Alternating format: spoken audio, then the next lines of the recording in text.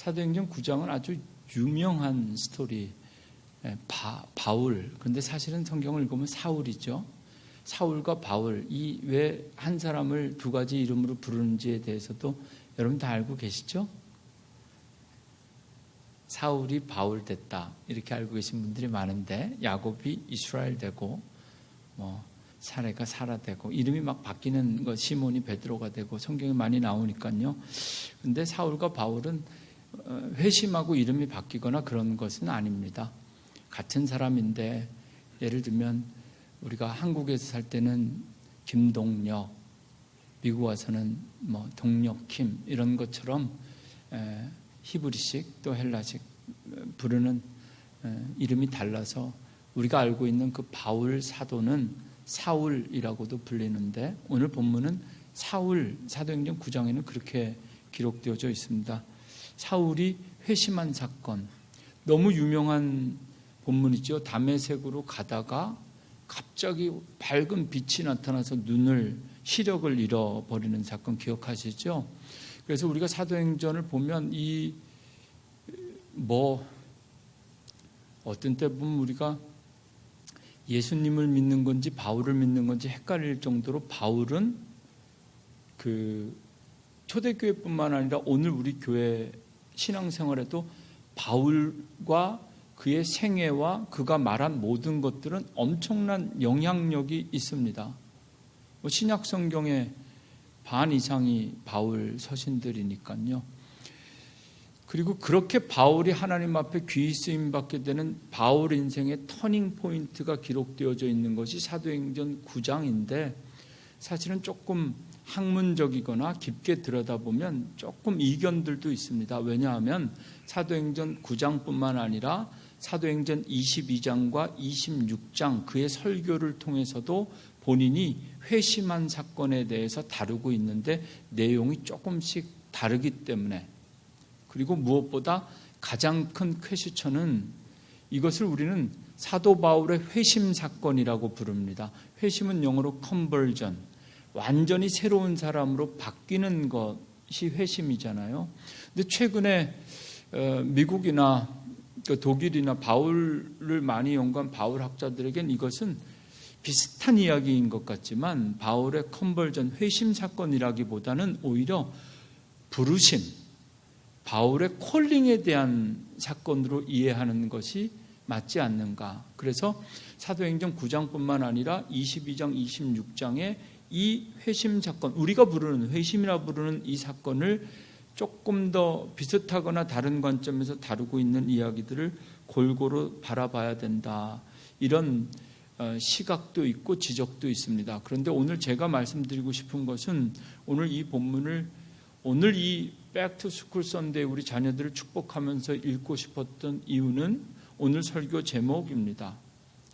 제가 가진 성경으로는 택한 나의 백성이라, 택한 나의 그릇이라 이렇게 되어져 있는데요, 새번역 성경으로 소개하면 내가 택한 내 그릇이라, 우리 자녀들이 에게 주시는 말씀이었으면 좋겠다. 그래서 오늘 길게 설교할 수는 없지만 우리 자녀들을 축복하면서 택한 그릇, 오늘 예배하는 우리 모두가 하나님께서 택한 그릇, 그리고 우리 자녀들이 택한 그릇. 우리 자녀들 오늘 백팩 메고 오라 그랬는데, 스쿨 서플라이 패킹 다 해가지고 백팩 메고, 이 가방도 거기 뭐가 달리느냐에 따라 책가방이 되기도 하고, 또 뭐 있죠? 그냥 핸드백이 되기도 하고 그렇겠죠. 우리 자녀들의 책가방에 오늘 우리가 무엇을 담아줄 것인가, 우리가 함께 기도하고 축복하는 그런 주일이 되기를 원합니다. 이 오늘 본문 가운데 내가 택한 내 그릇이라, 이 말씀 때문에 오늘 본문을 오늘 예배의 설교 본문으로 정하게 됐고요.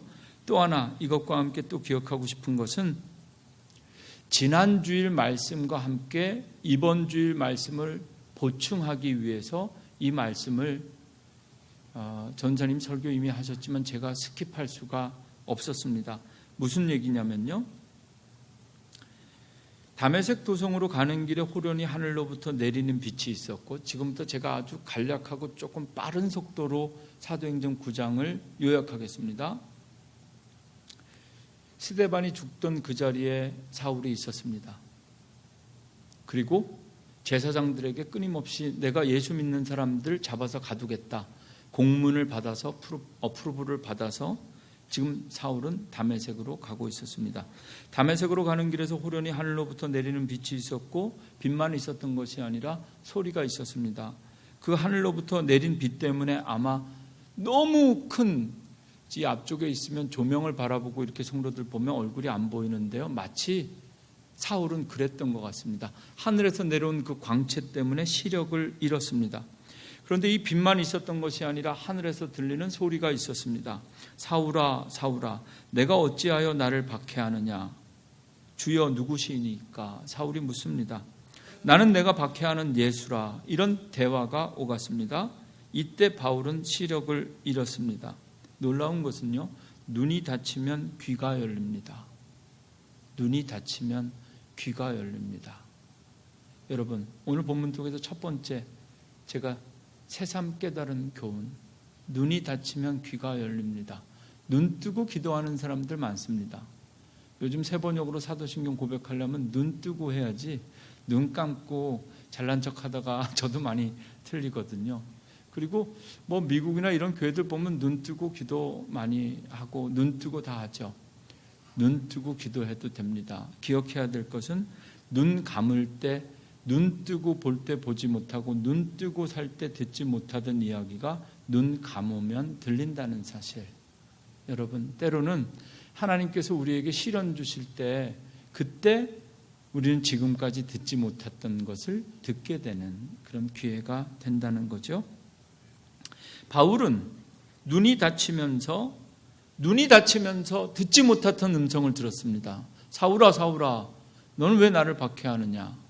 나는 내가 박해하는 예수라. 이렇게 사울은 사흘 동안 보지 못하고 먹지 못하고 마시지도 않았습니다. 그런데 사도행전 9장에는 오늘 불어 성경 읽으면서 저는 하나도 못 알아듣겠더라고요. 그런데 딱 하나, 아나니아만 알아들었습니다.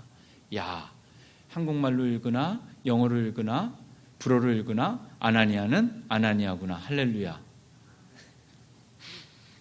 그래서 너무 감사했습니다. 아나니아가 불어로도 제 귀에 들려서 말이죠. 오늘 본문에 우리가 사울 말고 또 한 사람을 기억해야 되는 등장인물이 아나니아입니다. 그런데 이 아나니아는 이미 본문을 사도행전 9장을 읽어보면 사울이 누군지 알았습니다. 예수쟁이만, 예수 믿는 사람들만 본문에 보면 성도들을 괴롭히고 예수를 주라 고백하는 사람들을 잡아서 가두는 사람이라고 이미 사울은 유명한 사람입니다. 소문이 다 났던 사람입니다. 그런데 그 아나니아가 그 사울이 누구인지 이미 알고 있었는데 성령께서, 주님께서 이 아나니아에게 나타나서 아나니아에게 이야기를 하죠. 사울을 찾아가서 안수하라는 겁니다. 너가 안수해야 잃었던 시력이 회복된다. 말도 안 되는 사람에게 가서 안수하고 잃어버린 시력을 회복시켜 주라는 것, 나 같았으면 아마 절대로 안 했을 것 같은데, 우리 성도들을 괴롭히고 예수 믿는 사람들 잡아서 가두는 사람이 눈이 멀었대더라. 할렐루야 하지 않았겠을까? 완전히 이건 하나님의 은혜다. 우리는 이렇게 하나님의 은혜를 고백하죠. 야, 하나님의 은혜다. 저 인간 그렇지 않아도 어떻게 누군가 좀 나 대신 했으면 좋겠다 싶은데 눈이 멀었다니까. 누군지 알아볼 수가 없으니까 더 이상 성도를 구별할 수도 없고 핍박을 못하겠구나 좋아했을 텐데 도무지 이해할 수 없는 일이 아나니아에게 들리는 겁니다. 그래서 성령의 음성을 듣는다는 건 참 우리의 뜻과는 전혀 상관없는 음성으로 들려질 수 있다는 것을 본문을 통해서 보게 되죠. 15절 말씀에 오늘 본문 첫 절은 그렇게 시작합니다. 그래서 아나니아는 나는 그 사람은 그냥 시력을 잃은 채로 못 보는 게 훨씬 나을 것 같은데요. 이런 아나니아에게 하나님의 명령이 가라. 주님께서 그에게 말씀하셨다. 가거라. 그는 내 이름을 이방 사람들과 임금들과 이스라엘 자손 앞에 가지고 갈 내가 택한 그릇이다. 내가 택한 그릇이다. 저는 이 본문을 읽으면서 사실 우리 자녀들 위해서 기도하면서 설교 준비하면서 오늘 강단에 올라올 때까지도 정확하게 고민이 끝이 안 나고 답을 얻지 못해서 좀 죄송한데요.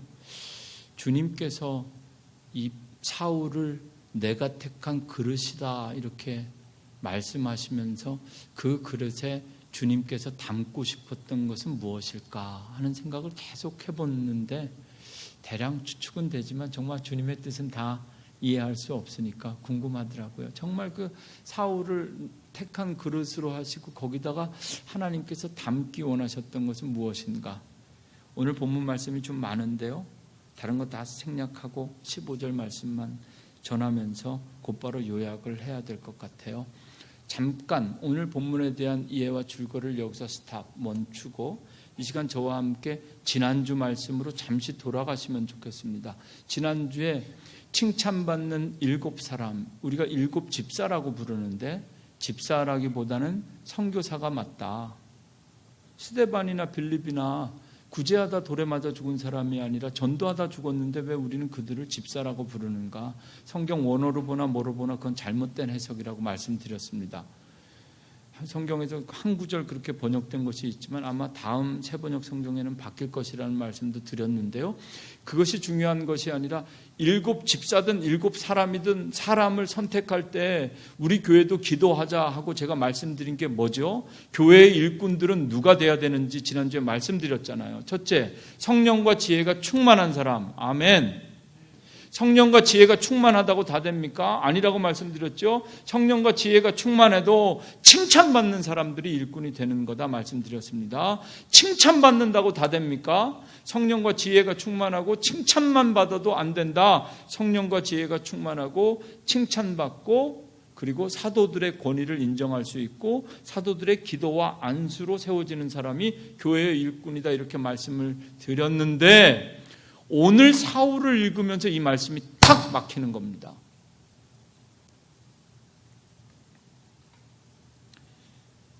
사울이 회심하는 사건을 읽으면서 그냥 그 사건만 읽으면 큰 문제가 없어 보이는데 이렇게 말씀을 이어서 읽으면 탁 막히고 사울이 회심하는 과정에 심각한 문제를 발견하게 됩니다. 사울이 하나님의 일꾼인데 일꾼 중에서도 최고의 일꾼, 사울보다 더 나은 일꾼이 성서에 있습니까? 교회 역사에 있습니까? 사울은 위대한 일꾼인데 사울이 성령과 지혜가 충만했던 사람입니까? 칭찬을 받았던 사람입니까? 아니면 그가 한 것이 뭡니까? 오늘 제가 제기하고 싶은 제가 갖고 있는 문제는 이겁니다. 그래서 지난주 설교에 오늘 설교를 보충하려고 합니다. 하나님의 일꾼이 세워지는 방식은 지난주처럼 성령과 지혜가 충만하고 칭찬받고 기도로 세워지는 사람들뿐만 아니라 도무지 이 조건을 충족하지 않는 사람들도 하나님은 한다면 한다. 이것이 바로 오늘 본문의 주제입니다. 사울은 성령과 지혜는 둘째치고 칭찬은 둘째치고 아나니아가 가기 싫어했거든요. 이런 사람은 그냥 눈이 머는 게 낫습니다. 아나니아뿐만 아니라 다른 사람들도 그렇게 생각했을 겁니다. 적어도 성령과 지혜가 충만하지 않고 칭찬 아니라 위협과 혐오스러운 사람 인간인데 어떻게 이런 사람이 내가 택한 그릇이라고 하는가? 물론 교회의 일꾼과 하나님께서 직접 택하신 그릇이라는 차이를 어떻게 설명해야 될지 전 잘 모르겠지만 말씀을 통해서 정말 하나님의 방식에 대해서 우리가 인정할 수밖에 없는 또 다른 하나님께서 사람을 택하시는 길을 오늘 이 본문을 통해서 발견하게 됩니다. 성령과 지혜가 충만한 건 둘째치고 적어도 회개라도 있어야 되지 않는가. 본문을 향해서 제가 우리가 던질 수 있는 질문이잖아요. 하나님 왜 사울입니까? 왜 사울입니까? 차라리 다메섹에 이미 가 있는 아나니아를 그냥 쓰시면 못 쓰셨을까? 왜 사울입니까? 사울이 성령이 충만합니까? 지혜가 충만합니까? 그가 그렇게 예수를 박해했고 성도들을 괴롭히고 예수를 주라 고백하는 사람들을 쫓아가서 잡아서 가두었던 사람인데 회개라도 해야 하나님의 일꾼 되는 거 아닙니까? 한 번쯤 본문을 향해서나 하나님을 향해서나 우리는 따져볼 수 있을 것 같은데, 이 말씀을 통해서 지난주 우리가 미처 깨닫지 못했던, 아니 지난주와 같은 방식뿐만 아니라 오늘과 같은 방식으로도 하나님은 원하시기만 하면 하나님의 일꾼을 마음껏 택하시고 쓸 수 있다는 사실을 기억하십시오. 저는 오늘 이 자리에서 함께 예배하는 저와 우리 모든 성도님들 그리고 우리 자녀들도 이 지난주 말씀과 이번 주 말씀 두 가지 중에 하나의 축복은 반드시 누리시기를 주님의 이름으로 간절히 축원합니다. 성령과 지혜가 충만하여 칭찬받는 일꾼. 두 가지 말씀 중에 그래도 공통 분모는 있습니다. 7 일꾼과 사울이 다른 것 같지만, 사울을 그러면 하나님께서 어차피 성령과 지혜가 충만하든 충만하지 않든 하나님 마음대로 하나님 뜻대로 세우면 될 것 같은데, 이 아나니아를 부르시잖아요. 네가 가서 안수해야 시력이 회복되고 너가 가서 안수해야 성령 충만이 그에게 들어간다. 7사람이든 사울이든 하나님께서 세우신 사도든 아나니아를 통해서 기도하고 안수를 통해서 성령 충만함을 경험하게 된다는 것은 두 사건 사이에 공통적으로 발견할 수 있는 공통점입니다. 그리고 또 한 가지 우리가 기억해야 될 것, 어떤 사람은요, 이게 성령 충만한 성령의 역사가 먼저 성령 받고 하나님의 일꾼 되는 사람이 있고, 아멘, 하나님 일꾼이 되어서 사명 감당하다가 성령 체험하는 사람이 있다는 겁니다. 이 두 가지, 성령 체험의 달 7월 지났고 성령 충만의 달 8월 지났는데 여전히 나는 성령은 둘째치고 아무것도 감동이 없다 하는 분들에게 오늘 말씀이 대안이 될 것입니다. 성령이 충만하여 주신 사명을 감당하며 주의 일꾼이 되는 사람이 있고, 오늘 사울처럼 여전히 밋밋하고 감동이 없고 어떤 은혜도 없는 건 둘째치고 예수라면 아주 그냥 학을 띠는 이런 사람도 나의 택한 그릇이다 부르셔서 사용하시고, 그 부르심이 먼저고 성령 충만함이 뒤따르는, 여러분 정말 나도 성령 한번 체험하고 싶은데, 옆에 있는 저 집사님 권사님처럼 나도 저렇게 찬양하면서 봉사하고 싶은데 잘 안 된다. 일단 순종하시면서 오늘 우리에게 주신 말씀, 내가 택한 나의 그릇이다, 이 말씀에 지금 아멘 하시면 좋겠어요. 한 번만 해보겠습니다. 내가 택한 나의 그릇이다. 이 말씀에 아멘 하신 여러분들이 정말 아직 성령 충만하고 체험이 부족해도 오늘 아멘 하신 순간 여러분들 하나님께서 택하신 하나님의 일꾼 되는 줄로 믿습니다. 지금까지 그 어떤 성령 체험이 없던 분들도 아멘 하는 순간 이제부터 새로운 성령 충만함의 길이 열리게 되는 줄로 믿습니다. 아멘. 내가 택한 나의 그릇. 오늘 사실 우리 어린 자녀들을 위해서 그릇을 하나 제가 좀 가져올까 했었는데, 그릇 말고도 가져와야 될 게 많아서 못 가져왔는데요. 우리가 사용하는 그릇 마지막으로 한번 생각해 보시죠. 그 그릇의 모양이나 딱 봐도 찻잔이다 이런 것 있죠. 모양이나 그 그릇의 재료, 금그릇, 은그릇, 이렇게 모양이나 재료에 따라서 우리는 그릇을 분류하기도 하고 그 이름을 부르기도 합니다. 그런데 오늘 성경에서 영어 성경으로 읽을 때 발견하셨는지는 모르겠지만 이 그릇이라는 번역도 한글 성경의 독특한 번역입니다. 제가 볼 때 이 번역은 아주 틀린 것은 아니지만 오히려 그 의미를 한국 사람들이 잘 이해하려면 이 표현이 좋겠다 해서 번역자들이 그렇게 한 것 같아요. 영어로는 instrument. 그러니까 헬라어로도 보면 이것은 이 우리 밥 먹는 그릇 이런 게 아니라 무언가 담아서 마음껏 움직이고 가져갈 수 있는 아주 합리적인 용도의 용기,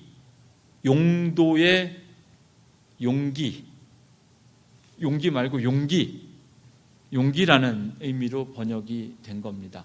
그래서 영어로는 인스트루먼트니까 아마 너는 내가 택한 나의 도구다, 내 기기다, 내 디바이스다, 뭐 이런 요즘 우리 세대들에게 이해하기 쉽게 설명하면 그런 번역이 될 겁니다. 같은 그릇도 무엇이 달리느냐에 따라, 담기느냐에 따라 그 그릇의 이름이 바뀝니다.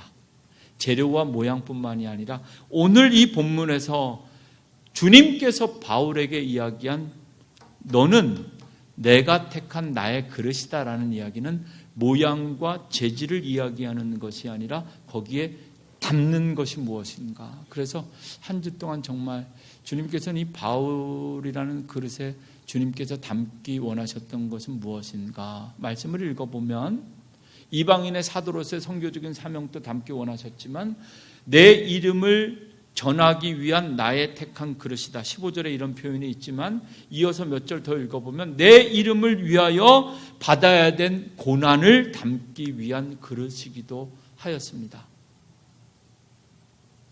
그릇. 여러분, 우리 교회가 하나님께서 택하신 하나님의 그릇 되기 원합니다. 무엇을 담으실지 기대하시죠. 여러분 모두가 하나님께서 택하시는 하나님의 그릇 되기를 원합니다. 우리 자녀들도 그릇입니다. 밥이 담기면 밥그릇이 되고 물이 담기면 물그릇이 되는 것처럼 오늘 백투스쿨 선데이 이제 우리 자녀들을 남아있는 순서는 이렇습니다. 이 앞쪽에 다 초대해서 백팩에 뭐가 들었는지 제가 좀 확인하고 기도하고 그리고 오늘 마지막 하나님의 약속 축복하면서 오늘 예배 마치려고 하는데요. 이 시간 이제 우리 교회와 우리가 하나님의 택한 그릇이다. 하나님께서 무엇을 담을까? 9월 선교의 달을 맞이해서 하나님께서 무엇을 담을까?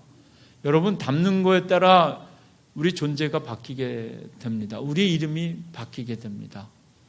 여러분들 9월 달에 우리 교회가 어떤 교회가 될지 이제 이 그릇에 담기는 무엇이 담기느냐에 따라 달리는 거고요. 지금부터 우리 자녀들 축복할 텐데요. 우리 자녀들 교복도 입고 왔고 백팩도 메고 하고 왔는데요. 저 가방에 뭐가 담기느냐에 따라 이번 학기가 바뀝니다. 네. 우리 자녀들이 하나님께서 택하신 그릇 될 수 있도록 이 시간에 우리 새 학기를 맞이해서 학교로 들어가는 자녀들을 축복하도록 하겠습니다.